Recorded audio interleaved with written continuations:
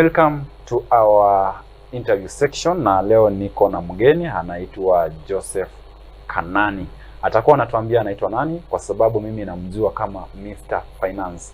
Welcome sir. Thank you so much. Yeah, thank you for keeping time. Thank you. Yeah, na nashukuru sana kwa kuweza kukubali mwito wetu kuja kuongelea about finance. The other day we called but kukawa na miscommunication kidogo, lakini asante sana kwa kukubali mwito wetu. Ujambo mtazamaji. Yes. As you said, my name is Joseph Kanani. Yes. And I have a background in finance and accounting. Yes. And I also specialize in tax issues. And mimi ni mkaji wa Nakuru. Yes. So at least it's an honor to be on your platform to be able to discuss this issue. Okay. Yeah. Okay, fine. Now ungetupatia a little bit history of who you are. Najua hii Nakuru. Ni Nakuru ulikuja kikazi ama ni matembezi ama ni nyumbani? Tuseme Nakuru nimekuja kikazi. Yes. I've been in Nairobi for many years. Although sikuzaliwa huko. Yeah. Nilisomea Nyandarua province. Yeah. Alafu nikaenda Eldoret, that Yeah. is Moi University. Yeah. Then si kila mtu akitoka university anaenda kuhustle. Yeah, unaenda kuhustle, yes. Nikahustle Nairobi Yeah. for many years, maybe 10 or so. Yeah. Then when an opportunity arose to come to Nakuru, nikakuja. And when I compared the life between Nakuru and Nairobi, kaona fadhali ya Nakuru. Yeah. As in terms of traffic jams, Yeah. maisha kuwa expensive, Yes. nini. Nakuru is much more blessed. So that is why I chose to remain here. Yeah. Yeah. You have talked about finance. Okay, for the person who is listening or watching from home, can you please tell us what is finance? Aweze kujua, unajua wakazi wakisikia tukiongelea kuhusu finance, wengi wanafikiria sasa hiyo ni kulipa tax. Tukiongea kuhusu finance, what comes in their mind is about paying tax. So tell us, what is finance? Finance Yeah. is very, very broad. Yeah. And I would say it's the one thing Yeah. that every other profession or every other person Yeah. is connected to. Yes. So kama ingekuwa gurudumu ya kama baiskeli, Yeah. kale kakitu kanakuanga pale katikati. Yeah. Hiyo ndio finance sasa. Yeah. Because fikiria hivi, ukiwa daktari, Yes. and you're doing your work as a business, Yes. it's a professional clinic. So at the end of the day, what are you looking for? Yeah. Pesa. Ni pesa. Ukiwa Yeah. engineer, unatafuta nini? Pesa. Pesa. Ukiwa politician, ukiwa whatever you are, Yeah. ukiwa hata farmer, even most people right now, if you take 10 people na waulize, shida yako ni nini? 9 out of 10 watakwambia ni pesa. Ni pesa, So, yeah. basically, finance is money and everything else Yeah. that comprises money. So hapo kuna accounting, kuna mambo ya auditing, kuna mambo ya cost accounting, kuna mambo ya taxation. There are so many things in finance. Yeah. Yeah. Okay, now kwa vile umetuambia tax finance, it covers a very broad area ama a very broad section, na tungependa sana, unajua tunaongelea about money. This economy sahi watu wanalia, gharama ya maisha imepanda juu. Now tell us on how to spend money. Watu wakiwa nyumbani, pesa ile kidogo wako nayo bado haiwafikii ama haiwaridhishi bado. Sasa ni vipi mtu atatumia pesa ile ako nayo kuona ya kwamba anaweza kujikimu kimaisha, on how to spend their money now? That is a very, very good question. Yes. Swali yenye, Yeah.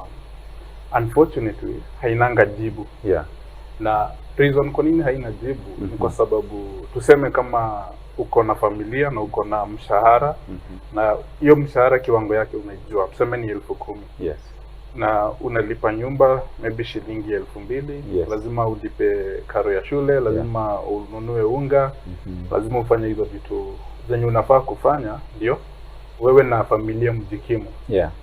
Siwezi kuambia ati hizo pesa uzitumie kwa njia nyingine isipokuwa yenye already unaitumia kujikimu.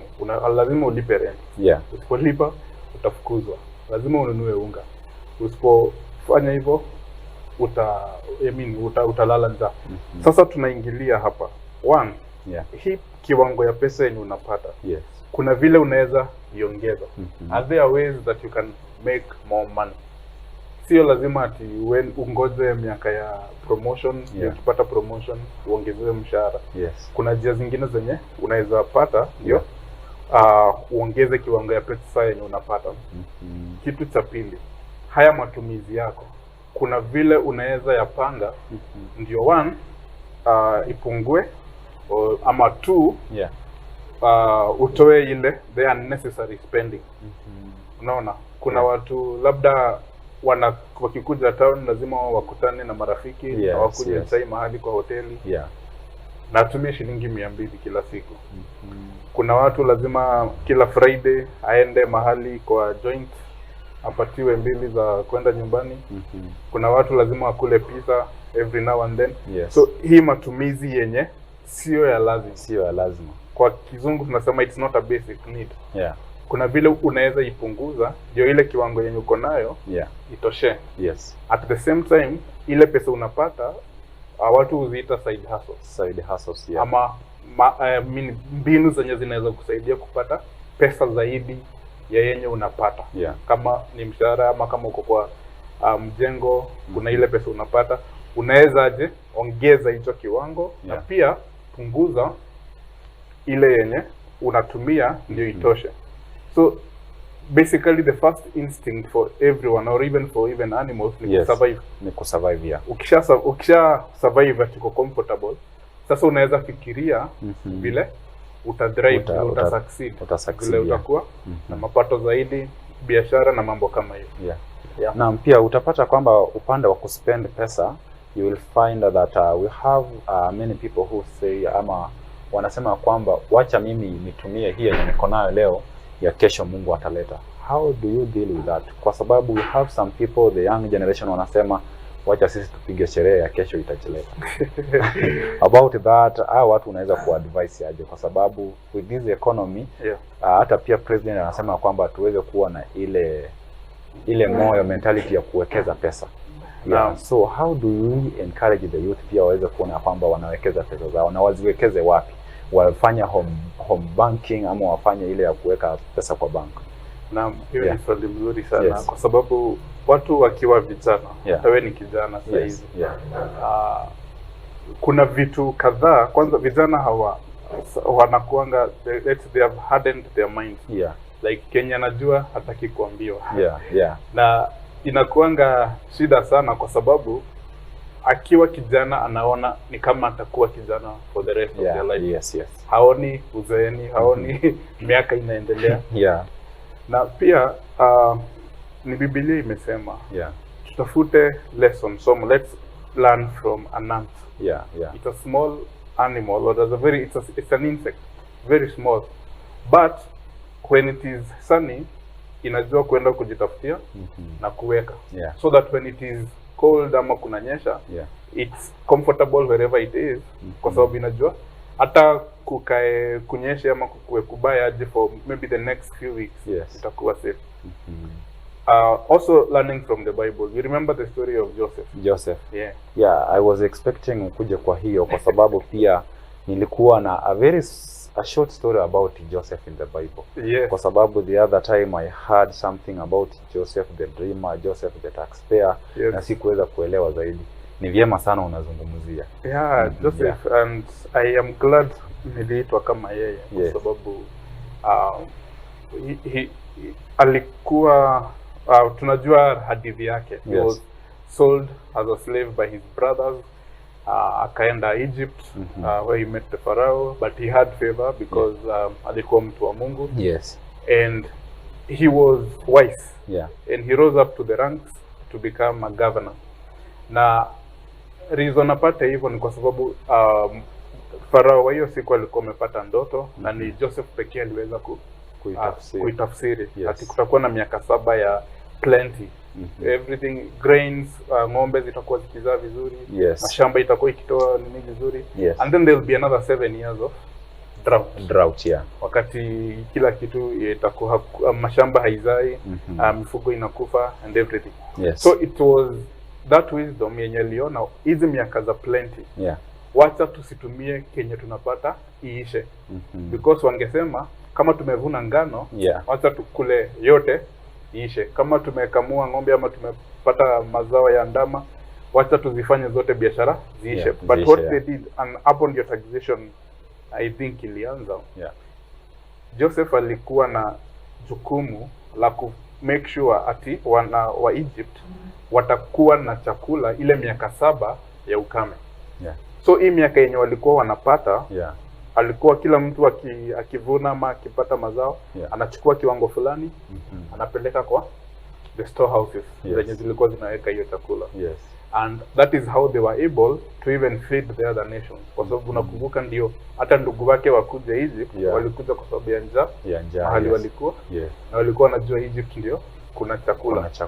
So hiyo ni somo ati not even the youth, hata sisi tunakuanga na hizo periods. Kuna wakati utakuwa biashara yako inaenda vizuri sana, mambo yako inaenda vizuri sana, but pia kutakuwa na wakati mambo yako inakauka, biashara inakauka. So kama hukutumia hizi miaka ya plenty kufanya nini, kuweka akiba kwa sababu hizi miaka zenye ukame itakuwa, then lazima utaangamia.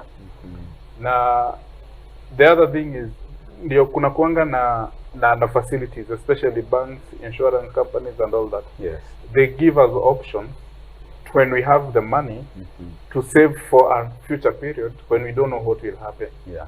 Kama kuna life insurance policies, unasema wacha nikuwe nikiweka 2,000 kila mwezi mahali, ndio baada ya miaka 10 ama miaka 14 ni tutapata hiyo pesa ikiwa kwa jumla, na kama watoto wangu watakuwa wamefika kiwango ya kwenda shule, nitapata karo ya kuwasomesha. Lakini ukikuwa ati unapata, unakula, unangoja Mungu, sidhani hiyo ni haki. For the youth, you have heard about that. Let's embrace the saving culture. Tupate ya kwamba tunajipanga maisha ya usoni, pia unajipanga leo uweze kujua maisha ya kesho yatakuwa vipi. Inalingana vile utajipanga. Now, kwa sababu tunaongea about money, we have those people who have businesses, we have companies, and we also have to pay tax. As a nation, hata pia president anatuambia kwamba tuweze kulipa tax, tuweze kujitegemea. So can you please tell us what is tax, and or tell us the difference between taxation and tax? Now there's a very interesting story that I'll tell you. Kitambo sana, like those who watch movies, you see the movies, we call them epic, nyakati za kitambo, before civilization. Na people had already formed groupings, like unaenda hapo unapata kijiji ya watu, unaenda mahali unapata kijiji ya watu, wengine wako karibu na mto, they are fishermen, wengine wako kwa mahali kuna mashamba, they are farmers, wengine maybe wako kwa desert na camels, they are on your transporters wa goods and services. Lakini kulikuwa na watu wenye hawakuwa wanataka kuchoka, walikuwa wanaitwa bandits ama wezi. So bandits walikuwa wanakuja, wanakuta hii kijiji yenye ni ya watu wa fishing, wanakuja because they have weapons, they have, you know, they have made their trade, wamekuwa na uzoefu wa kuiba. So they come attack you at night ama wakati you're least expecting, they steal all your products, they destroy your houses, they move on. Wanaenda kwa kijiji kingine, wanafanya hivyo.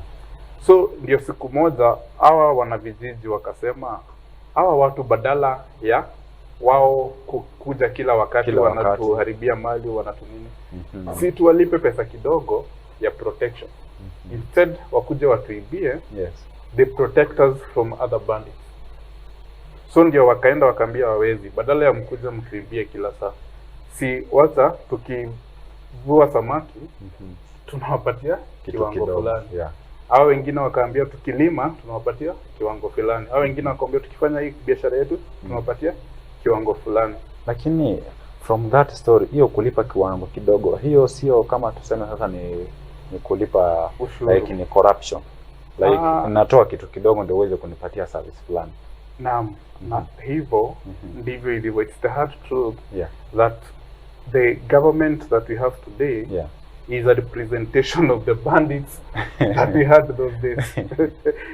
Na lazima tu walipe kitu kidogo, tulipe kitu kidogo, or rather saizi hata inakonga kitu kubwa, because if you earn 10 shillings you have to give them 3 shillings. Yes. Hiyo si kitu kidogo.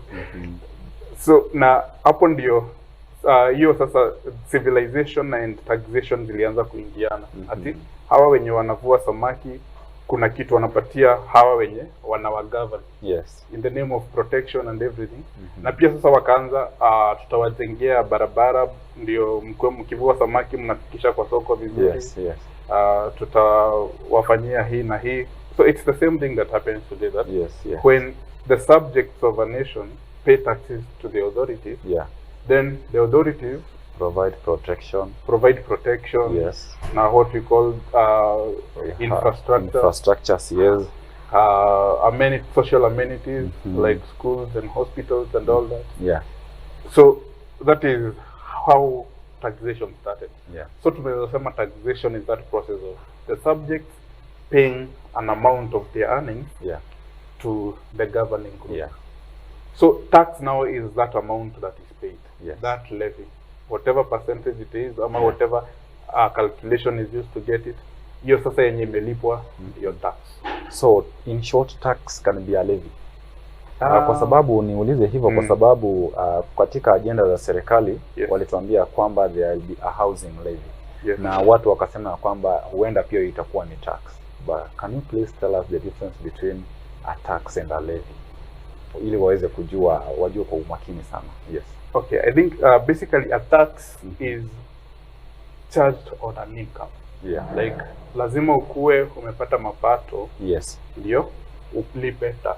So kumaanisha kama hupati mapato, yes, huwezi lipa, haufai kulipa tax. Yeah. Pia tax iko na percentages, kama sasa tunasema kama unapata kutoka 24,000 ndio unaanza kulipa 10%. Yeah. Kama wewe ni mwanabiashara kuna ile wanaita turnover tax. Unalipa 3% ya zile mauzo umefanya. Kama uko na nyumba za kukondisha kuna hiyo percentage. So it's an income inakuja inalipwa tax. Levies on the other hand ni charges zenye serikali inaitisha wakati unataka services zao. Okay.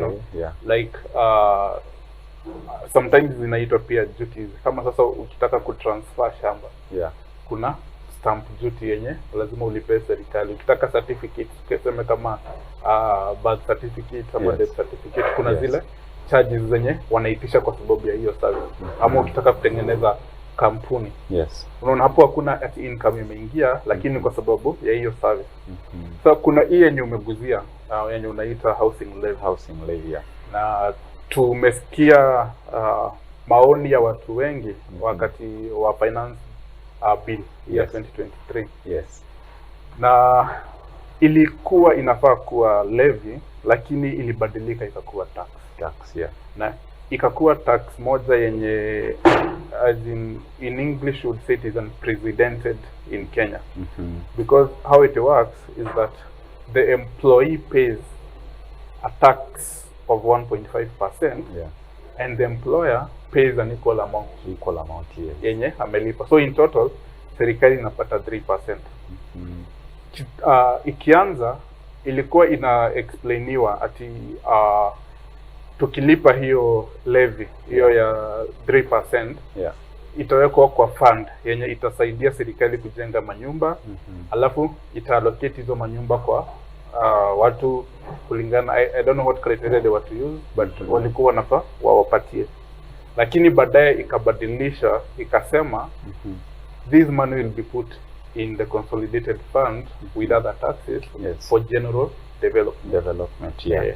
So kumaanisha ni as in if we were to really ask ourselves if it's a levy or a tax, the correct answer is that it is a tax. It is a tax. Yes. Na sio lazima upate nyumba, kwa sababu sasa wakati barabara zinajengwa itatumika, wakati subsidies zinapatiana na serikali itatumika, wakati mishahara inalipwa they'll still use that money. And also in our economy tumeona kwamba kuna baadhi, we have some companies that have pending bills. Yes. Nasikia kwamba kuna kampuni fulani iko na pending bill ya worth 4 billion 215 million shillings. Yes. Large amount of money. How can this company, ama zitakuwa, what procedures should they use? Kwa sababu hizo pesa ni nyingi sana, na hizo pesa zingeweza kutusaidia sana as a nation, kwa sababu utapata kwamba yule mfanyabiashara wa chini, yeye anakujiwa pesa yake ya kulipa tax kila siku, every Friday anakujiwa, or every Monday anakujiwa kulipa tax. So for this large company, big companies, ni vipi pia hao tuone ya kwamba wanaweza kulipa madeni ama kulipa tax yao vizuri, kusiweze kuwa na shida, kwa sababu hizo madeni pia ni kubwa sana, na huenda zitakuwa zinatusaidia mahali pia as a country. Sasa pending bills zinakuja wakati kampuni imepatiwa tenda na serikali ama serikali ndogo, the county, aidha kujenga barabara, kutengeneza vitu fulani, kusupply vitu kwa wizara fulani. Na hizo na watu wengi pia, individuals wenye na kampuni wamefanya hizo kazi. So kama tuseme mfano tu, Nakuru County imekupatia tenda, imekwambia jenga hii barabara kutoka hapa mpaka mahali fulani. Na kwa hizo contract documents imesemekana hiyo barabara utalipwa 10 million ama pesa yenye mmekubaliana. Na inafika wakati wa kulipwa haujalipwa. Na inafika wakati county maybe imemaliza mwaka yake, kwa sababu tunajua serikali kila June, that is June inamaliza mwaka, July inaanza. Na inafika hiyo wakati na county bado ama serikali ama wizara fulani ama parastatal haijakulipa.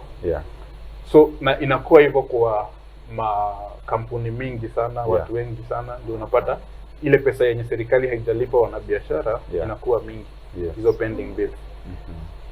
Sababu moja nitasema ya pending bills ni corruption. Kwa sababu inafaa kuwa hivyo. Tuseme wewe ni serikali na mimi ni mwanabiashara.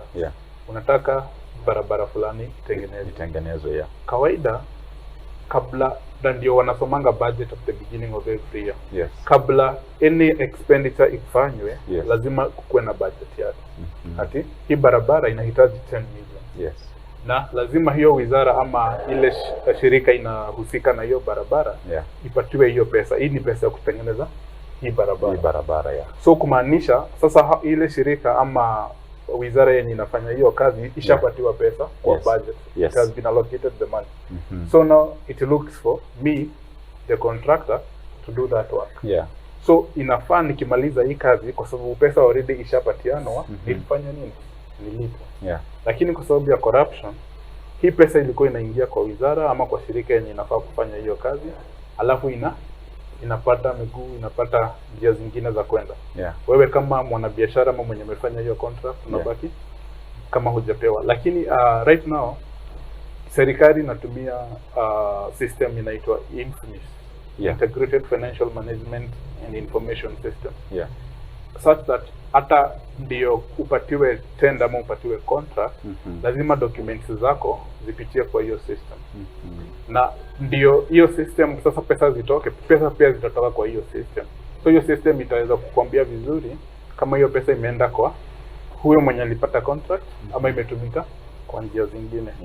So tuna hope tukienda in future hii mambo ya pending bills haitakuwa. But as at right now kuna pending bills mingi sana pia. Na mimi tunaweza himiza wanabiashara ama wenye wako nazo waendelee kufuata kama ni county ama hizo mashirika. Na pia ku lodge complaints. Unaweza enda kotini, unaweza tafuta wakili as long as uko na documents and everything. Na pia maybe koti inaweza rahisisha ama fasten hiyo process ya kulipa pesa. Now, and another thing about now the small businesses, utapata kwamba ule mfanyabiashara wa chini analipa tax, analipa rent, but he or she is not making profit. How should he or she stay on that lane ya kwamba pia akifanya biashara anapata that small profit hata kama itakuwa inamsaidia, kwa sababu analipa tax na bado analipa rent na anaona kwamba hapati kitu? How do you advise him or her? Okay, before even we go to the small tax man, system ya Kenya ya compliance inakuanga ngumu sana compared to other countries. ndio uanze biashara. Yes. Lazima kwanza uregister hiyo kampuni, uende kwa county government upate trading license. Yeah. Kama biashara yako iko kwa sekta ya chakula, lazima uende upate compliance ya health. Yeah. Na watu pia wanafanya manufacturing. Before you start that business, yes, the processes zitakuwa mingi sana, and the cost itakuwa mingi sana. Yeah. Second thing, vile umesema wanabiashara, yes, kumekuwa na hizo hard times ati unafanya biashara lazima ulipe hizo expenses kama rent na tax, lakini hautengenezi profit. Yeah. Na hapo ndio why sasa mtu ajue namna ya kuavoid taxes legally. Kitu inaitangwa tax avoidance. Yeah.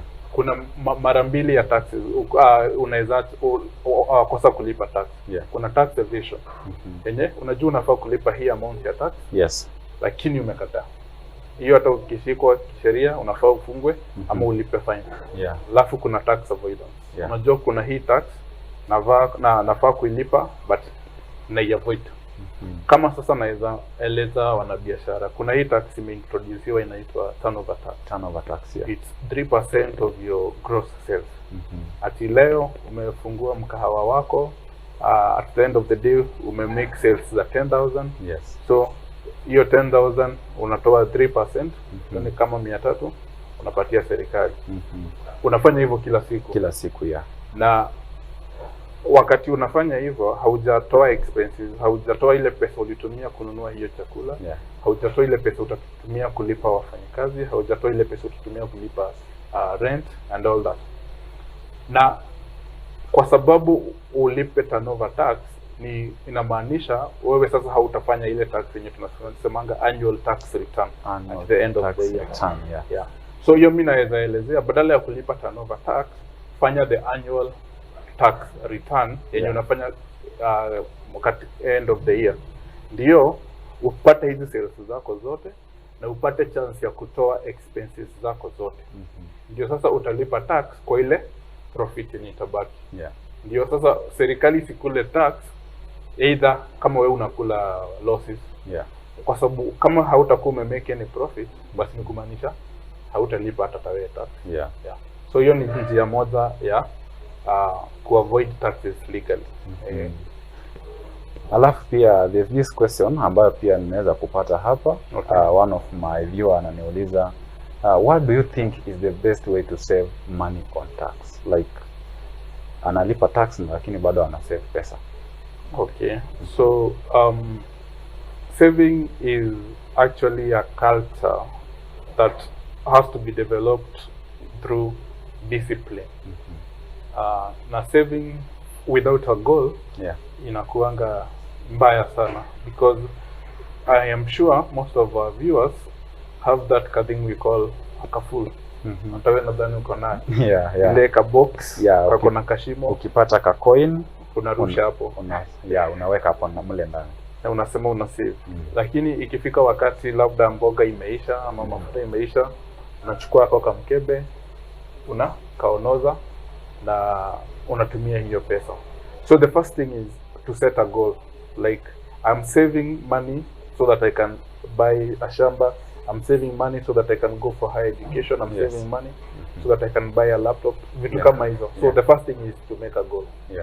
Second thing is save as if it's a fixed expenditure. Yes. Namaanisha hivi. Wakati unapata mshahara, kitu ya kwanza unafikirianga ni nini? Ni rent. Rent lazima ulipe. It's a fixed expenditure ati. Unajua lazima ulipe. Second thing ni karo. Unajua lazima ulipe. Mbona usifanye saving ikuwe as if it is a fixed expenditure? Ati nikipata mshahara wangu, hii 2,000, hii 3,000, hii 10% ama whatever percentage, lazima niweke kando. Na ndio upate hiyo discipline. Unaweza fungua either kama hiyo tulikuwa tumeongea life insurance policy. Yenye mshahara yako inakatwa hata kabla ikufikie, inapelekwa kwa hiyo saving. Ama standing order. Uko na account yenye huwezi guza, mshahara yako inawekwa hapo. Alafu pia that goal, yenye unataka kusavia, ukishai achieve, then whatever you've achieved lazima ikuwe ni kitu yenye itakuongezea pesa. Yeah. Like ukisave ndio ununue kiti ukalie kwa nyumba, ni kama that is called saving for consumption. Yes. Umetumia na hiyo pesa haitairudi tena. Lakini ukisave ndio ununue laptop, ndio ufanye online jobs, yeah, then hicho kifaa ama hiyo saving process yako yote, yes, imeleta manufaa. Yeah. So those basic things zenye naweza waihimiza for now, ikuwe discipline, yeah, ukuwe na set objectives, hizo ni goals, na tatu ikuwe ni kama a fixed expenditure, yani ni kitu lazima ufanye. Naam. Alafu the other thing is on those people who are now employed, wanasema kwamba pia hao wanalipa tax at the end of kila siku. Ukipata wanapata mshahara, that pay slip, kuna amount fulani wanalipa na hawa make any profit, like their pesa zao zinapotelea. So how do they also ona kwamba mtu kama amekuwa employed analipa tax, ama pia for an employed person aweze kukosa kulipa tax legally? So yeah, employed person, yeah, the law in taxation requires that the employer lazima atoe tax kabla kulipe. Something we call pay as you earn. Yeah. So mshahara yako inakufikianga kama ishatolewa taxes. Yeah. Na ni muhimu sana kukuwa na maarifa kuhusu taxation, kwa sababu unapata uko employed, but as a nurse, as a teacher, as a lawyer somewhere, so kumaanisha knowledge ya taxation ama ya accounting hauna. But kuna vitu kadhaa zenye zinaweza saidia. Kwanza niseme, if you are an employer, you have an employee who is physically disabled, the law requires that person is exempted from taxation. So you're lazima ujue. Ama if you are a worker, you know you're physically disabled, so that is one thing that you should check in your payslip. Ukiangalia uone, then unafaa ku file a complaint. So that is one person yenye mwenye anafaa ku exemptiwa, whether ako kwa biashara ama ako employed. Other employees, there are several things that we call tax reliefs na tax deduction. A tax deduction ni expense yenye unafanya lakini inatolewa kwa ile pesa ungefanyishwa tax. Tuseme kama unapata mshahara ya 100,000. If there is no tax deduction, your tax will be on the 100,000. Lakini tuseme unalipa, you are saving towards your retirement. Now people normally save towards retirement. The statutory requirement is through the NSSF. Kama saizi lazima ulipe a certain amount, minimum I think is 320 to NSSF. So hiyo pesa yenye unalipa towards your retirement inatolewa kwa mshahara kabla uchajiwe taxes. So my advice would be this: anything that has that allowance as a tax deduction, maximize on it, because it's still your saving. So if you're saving towards your retirement, save through NSSF, save through any other retirement benefit authorized organization like an insurance company. Ndio ile pesa unapigwa tax ipungue, na pia ile pesa unajiwekea akiba ya uzeeni iongezeke. Kuna vitu kama hiyo insurance policy nimesema. There is that relief again. At every premium that you pay, 15% of it is also exempted from taxation. So save towards because that is not compulsory. Employer hata kuambia ati lazima ufanye hivyo. Lakini juu unajua kuna siku za uzeeni, kuna watoto unafaa ufunze after certain age, save for them through an insurance or life insurance policy. Whatever premium, ile pesa ni unalipa monthly, ikitolewa kwa payslip yako, pia a certain amount of tax katwa ndio usilipe hiyo amount. If you want to own a home, there is what we call taking a mortgage. Again, the mortgage interest is also an allowed deduction from your taxes. So make sure you take those advantages of the deductions that are made.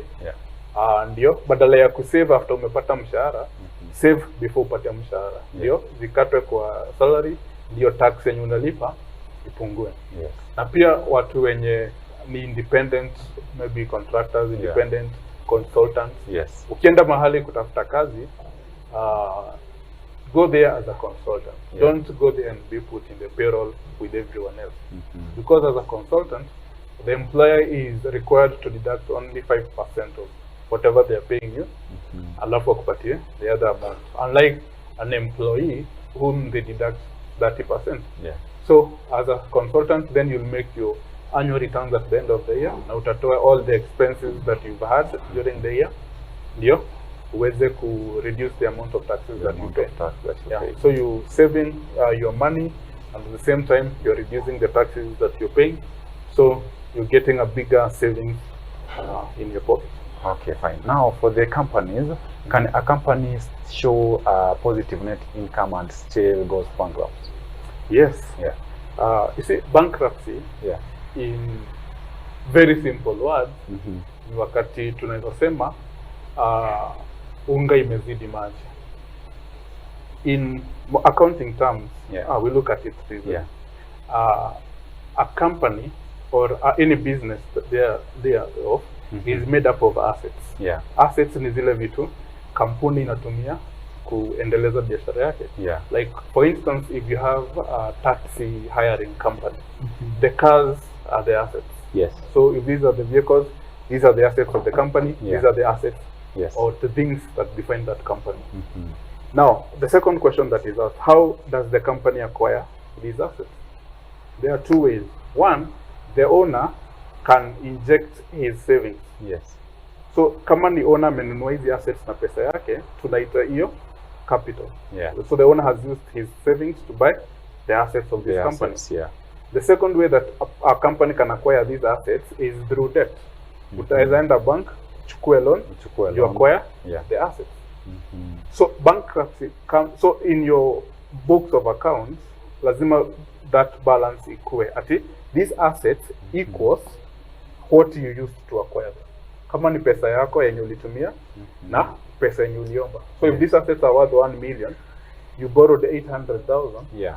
Then there has to be another 200,000. Another 200,000 that you inject now. Yes. Okay. Now problem inakujia hapa, ama mahali unga inazidi maji inakuja hapa. Yeah. Wakati hii equation yenye tumesema inakataa kubalance. Inakataa kubalance. Ati uko na assets, lakini vile ulizipata, especially hii part ya debt, iko juu. Uko na assets worth 1 million, yes, lakini madeni zako ni 2 million. Hapo unaona sasa unga imezidi maji. Maji yamezidi unga. Maji yamezidi. Because in any case, even if you were to sell these assets, you cannot be able to repay this debt. Na hiyo inafanyika kwa sababu gani? One, kuchukua deni ziko na very high interest. Yes. Unaenda kwa Shylock, unachukua deni. Deni yenye maybe ni unaambiwa ni 10% every day. Yeah. So kumaanisha the liabilities ama debts zako zitakuwa juu. Zitakuwa juu. Second thing, unachukua deni lakini badala ya kuifanyisha kazi yenye ulisema, unaitoa unaifanyisha kazi zingine zako. Okay. Now, to go back to your question. Yeah.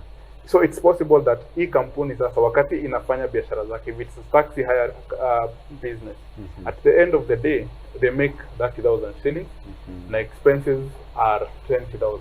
Yeah. So if you take the income of 30 minus the expenses of 20, you get a profit of 10. So it is making a profit, lakini hii pande ingine inaenda bankrupt. Imeenda bankrupt. Okay. Yeah. Fine, because of time, kwa sababu hii topic finance, it's a very shallow topic. Na tunaweza kuongea hadi kesho. Lakini sasa kwa ajili ya muda ningependa sana uweze kutuambia maneno yako ya mwisho, kwa sababu the questions ambazo nilikuwa nazo there are very many. Na labda tutatafuta wakati mwingine tena tuweze kualika, tuweze kuongea about the myth and the misconception, how to stay on those regulatory services, ama zile rules ambazo zinawekwa pale, you as an accountant uweze kutuambia hizo vitu zote. Lakini sasa kwa dakika 2 ningependa uweze kutuambia jinsi ya yule mtazamaji anaweza kuona ya kwamba analipa tax, anajisimamia vizuri, ama kama vile umesema anaweza avoid kulipa tax legally, na asifuatwe na serikali yoyote ama na mtu yoyote kuona ya kwamba amekujwa ama kuja kuchukua vitu zake. So in less than one minute, tell us your parting shot, tuambie tukupate wapi, nini hasa unafanya. Sawa. Now since Mamlaka TV is gospel based, I'll base my closing argument on the Bible. Yeah. And in the book of 1 Kings chapter 3. Yes. When God appeared to Solomon in a dream and asked Solomon, nataka nikufanyie nini? Yes. And Solomon, or we generally say that Solomon asked for wisdom. Yeah. But the Bible says that Solomon asked for wisdom and understanding. Yes. And in the book of Proverbs, those key things are talked about so much. Yes. And what is wisdom? Wisdom is the combination of knowledge and understanding. Yeah. Na ndio sasa pia mimi nikuwe maybe fluent kwa mambo ya finance. Yeah. I would say I have wisdom in finance. Yeah. Meaning I have both knowledge and understanding in this field. Yeah. So pia mtazamaji wetu, get wisdom also in these things, yeah. Like if you watch the breakfast show with Derek, for instance, there are so many things that you learn. Yeah. If you go to your maybe devices don't just go for entertainment. Also go and be educated. Yeah. I have an organization called Ufalme Wetu. Yes. My number is 0745 21 47 16. Yes. And we discuss these kind of things. We try to bring entrepreneurship, finance, taxation, all this kind of knowledge, but on a practical way, in a practical way. Sio vile tulisoma kwa shule unaambiwa this is how it does. So you got the knowledge but you didn't get the understanding. So haukupata wisdom. So in all ways get wisdom. If you're in any other field, try not to get wisdom in the area of finance. Yes. So as we said at the beginning, this is the hub of everything else. Asante. Asante sana. Thank you so much. That has been Mr. Joseph Kanani, an accountant. Kwako mtazamaji, ni fursa hii, umechukua fursa hii, umeweza kupata hiyo elimu, uone jinsi utakuwa unalipa tax. Tulipe tax tuweze kujitegemea, na pia tuone ya kwamba tunajiendeleza kama nchi sisi wote. Na hapo ndio nitakuwa natia kikomo kwa sababu ya muda, sitakuwa ninasoma comments na naambiwa kwamba muda umeweza kukwisha. Ni kwako wewe, jukumu za sasa ni lako. Ukiwa mfanyabiashara pale, ile discipline ambayo tumeweza kuambiwa, the discipline in your work, uweze kuona kwamba ile profit ambayo unapata, have that saving culture, uweze kusave, uweze kujiona kwamba zile pesa unaweza kuzitumia pale mbeleni kama ni retirement benefits, ama pia zitakuwa zinakusaidia kulipa karo ya wanafunzi ama ya mwanafunzi pale nyumbani na kule shuleni pia. Na hapo ndio nitatia kikomo. Kumbuka kuwasiliana nasi kupitia mitandao zetu za kijamii, that is on Facebook, and we also have a YouTube account, that is Mamlaka Television. Fika pale, send us your comment, tutumie message, utuambie nini haswa kinakufurahisha ama umejifunza nini kutokana na haya mahojiano ya finance of paying tax well.